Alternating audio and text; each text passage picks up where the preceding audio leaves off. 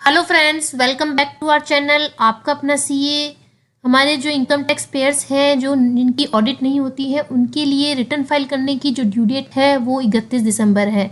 तो due date बहुत ही near है और सभी टैक्स पेयर्स ये चाहते हैं कि ड्यू डेट एक्सटेंड हो, क्योंकि जिस तरह से इस फाइनेंशियल ईयर में हमारा इनकम टैक्स पोर्टल आया नया और 26 ईयर्स जो स्टेटमेंट है उसकी जगह एक नया स्टेटमेंट रोल आउट किया गया। और आपको पता ही है कि हमारा जो नया पोर्टल आया है उसमें अभी तक भी टैक्स पेयर्स को प्रॉब्लम्स आ रही है। जो नया स्टेटमेंट रोल आउट किया गया है उसमें भी मिसमैच शो हो रहे हैं हमारे टैक्स पेयर्स को, और इसके साथ साथ कई ड्यू डेट्स भी 31 दिसंबर को फॉल कर रही है। चाहे हम जीएसटी के पर्सपेक्टिव से देख लें, चाहे आरओसी के पर्सपेक्टिव से देख लें, तो हमारे प्रोफेशनल्स को भी प्रॉब्लम आ रही है, उनके पास वर्क लोड बढ़ रहा है। तो कई पॉइंट्स को यदि हम देखें तो ये एक्सटेंशन कितना ज़रूरी है, और इसके साथ साथ कई रिक्वेस्ट भी लगाई जा रही है कि ये एक्सटेंशन बहुत ही ज़रूरी है, एक्सटेंशन होना चाहिए। और टैक्स पेयर्स की प्रॉब्लम को देखते हुए तो आज इस वीडियो में हम यही डिस्कस करेंगे कि क्या क्या प्रॉब्लम्स आ रही है टैक्स पेयर्स को, जिससे ये एक्सटेंशन कितना इंपॉर्टेंट हो जाता है हमारे टैक्स पेयर्स के लिए भी, और जिस तरह से हमारे प्रोफेशनल्स को वर्कलोड हो रहा है, उनको जीएसटी में भी डेट्स फॉल हो रही है 31 दिसंबर को, आरओसी की ड्यू डेट्स भी 31 दिसंबर को फॉल हो रही है। तो इसलिए ये जो एक्सटेंशन है ये कितना इंपॉर्टेंट है, यही इस वीडियो में हम आज डिस्कस करेंगे। तो जानने के लिए वीडियो के लास्ट तक बने रहिए, और आपने यदि अभी तक हमारा चैनल सब्सक्राइब नहीं किया है तो चैनल को सब्सक्राइब कर लीजिए इसी तरह की लेटेस्ट अपडेट्स और वीडियोस देखने के लिए। और मैंने ITR 1, ITR 2 और ITR 4 की लाइव फाइलिंग पे वीडियो बनाई है, बहुत ही डिटेल वीडियो है। आपने यदि अभी तक अपनी रिटर्न फाइल नहीं की है तो उन वीडियोज़ को देख के आप अपनी रिटर्न्स को खुद फाइल कर सकते हैं।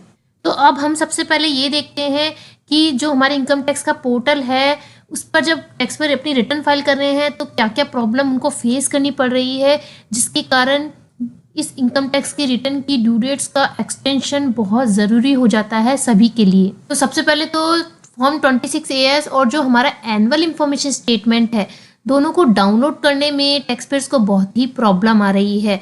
और इसके साथ साथ जब टैक्स पेयर्स अपनी रिटर्न फाइल कर देते हैं, वैलिडेट कर देते हैं, वैलिडेट करने के बाद में जब वो ई-वेरीफाई के लिए OTP सेंड करते हैं तो उनके पास उनके जो आधार से लिंक जो फ़ोन है उस पर OTP ही नहीं आ रहा है, जिसके कारण वो अपनी रिटर्न को ई-वेरीफाई नहीं कर पा रहे हैं।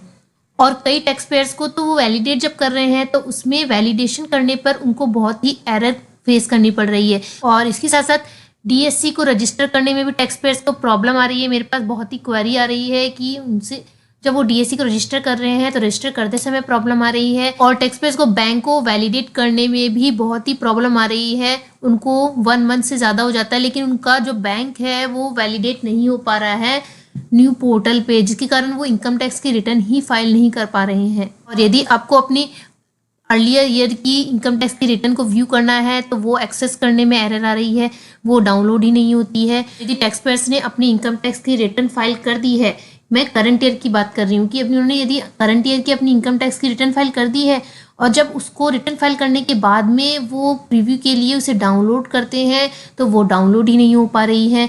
और इसके सारे टैक्स पेयर्स को ऐसी प्रॉब्लम भी फेस करनी पड़ रही है कि जब वो अपनी इनकम टैक्स की रिटर्न फाइल कर रहे हैं तो उनका जो अमाउंट फिगर है वो ही चेंज दिखता है उनको, या जब जो ग्रॉस टोटल इनकम है टोटल आता है वो टोटल ही मिसमैच आ रहा है। कभी कभी ऐसी प्रॉब्लम भी फेस करनी पड़ रही है कि उनको रिफंड आना चाहिए जबकि वहाँ पर टैक्स लायबिलिटी उनकी बन रही है। यदि टैक्स पेयर को इस तरह की प्रॉब्लम फेस करनी पड़े नए पोर्टल पे तो आप देख सकते हैं कि ये एक्सटेंशन कितना इम्पोर्टेंट हो जाता है। हमारा सेक्शन 143 सबसेक्शन 1 का इंटीमेशन है वो भी टैक्स पेयर्स को रिसीव नहीं हो रहा है।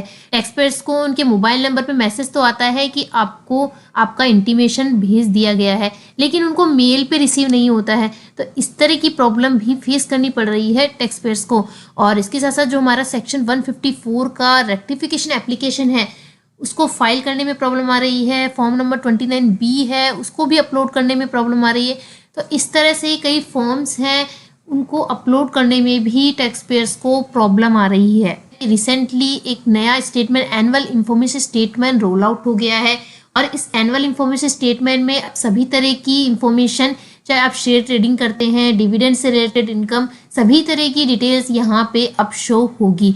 तो जो टैक्स पेयर्स ऑलरेडी अपनी रिटर्न्स को फाइल कर चुके हैं और उन्होंने कुछ इनकम शो नहीं की है लेकिन वो AIS में शो हो रही है, तो वो उनको अब रिवाइज करनी पड़ेगी अपनी इनकम टैक्स की रिटर्न।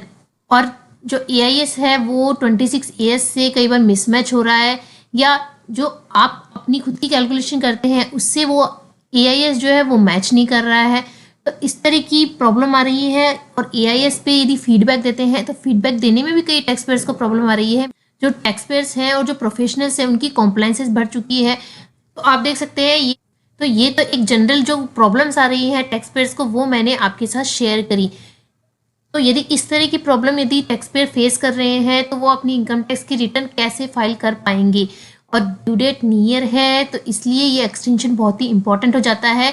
और जैसे कि मैंने अभी आपको बताया कि जो एक्सटेंशन है इसके रिगार्डिंग कई रिक्वेस्ट भी की गई है। तो जो महाराष्ट्र टैक्स प्रैक्टिशनर्स हैं उनके द्वारा इनकम टैक्स रिटर्न्स और टैक्स ऑडिट रिपोर्ट को फर्निश करने की ड्यू डेट के लिए एक्सटेंशन के लिए रिक्वेस्ट की गई है। जैसे कि आप देख सकते हैं यहाँ पे लिखा है, due to practical difficulties faced by the tax payers and tax professionals in filing income tax return, tax audit forms, system glitches in new website launch, the request representation has submitted. तो जो union finance minister है उनको ये request भेजी गई है। और यहाँ का इसका जो सब्जेक्ट है, appeal for extension of due date for furnishing of income tax return, tax audit issues faced by us after launching of new website. है कि नई वेबसाइट के लॉन्च होने के बाद में जो हमारे टैक्स ऑडिट फॉर्म्स होते हैं उनको डाउनलोड करने में भी प्रॉब्लम आ रही है। उनकी जो ऑफलाइन यूटिलिटीज़ हैं उनको डाउनलोड करने में भी प्रोफेशनल्स को प्रॉब्लम आ रही है, डिले हो रहा है उनकी टैक्स ऑडिट फाइनल करने में उनको। तो ये जो रिक्वेस्ट की गई है महाराष्ट्र टैक्स प्रैक्टिशनर्स के द्वारा, उनके द्वारा क्या फेस की जा रही है प्रॉब्लम, वो उन्होंने इसमें शो किया है। और जैसे कि मैंने आपको बताया कि कई ड्यू डेट्स जो है वो ओवरलैपिंग हो रही है।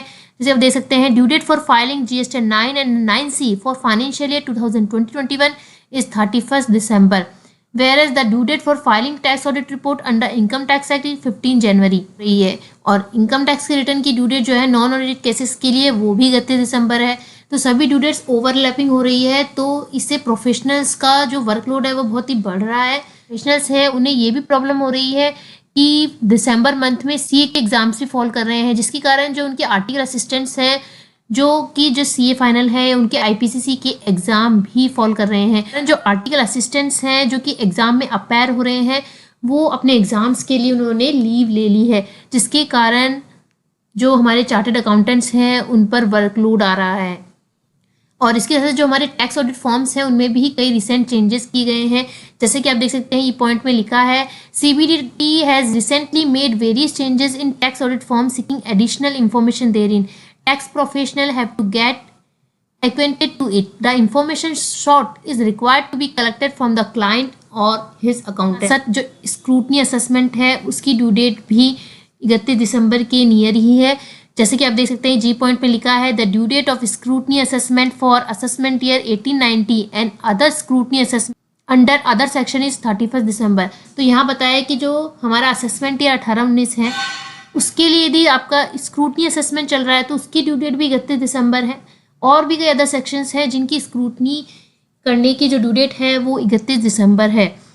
तो टैक्स प्रोफेशनल्स के लिए इम्पॉसिबल है कि वो अपनी इनकम टैक्स की रिटर्न भी फाइल करे, टैक्स ऑडिट रिपोर्ट भी फाइल करे, इसके साथ GST 9-9C की जो एनुअल रिटर्न्स हैं वो भी करे, और इसके साथ जो स्क्रूटनी असेसमेंट है उनकी कॉम्प्लाइंसेस भी करे। हमारे टैक्स पेयर और टैक्स प्रोफेशनल्स दोनों के पॉइंट ऑफ व्यू से देखा जाए तो ये एक्सटेंशन बहुत ही इंपॉर्टेंट है। It is there for urge that extension for filing of various returns and compliances भी ग्रांटेड। ये ड्यू डेट्स यहाँ जो ये ड्यू डेट्स इन्होंने बता रखी है, इन ड्यू डेट्स तक डेट को एक्सटेंड करने की इन्होंने रिक्वेस्ट की है। जैसे कि आप देख सकते हैं, नॉन ऑडिट केसेस के लिए इनकम टैक्स रिटर्न फाइल करने की ड्यू डेट को इन्होंने रिक्वेस्ट किया है 31 जनवरी तक बढ़ाने के लिए, और टैक्स ऑडिट रिपोर्ट को फाइल करने की ड्यू डेट को 28 फरवरी तक बढ़ाने के लिए इन्होंने रिक्वेस्ट किया है। और इसके साथ साथ जो ऑडिट केसेस हैं उनके लिए ITR फाइल करने की ड्यू डेट जो है वो एक्सटेंड करने की इन्होंने 31 मार्च तक इन्होंने रिक्वेस्ट की है।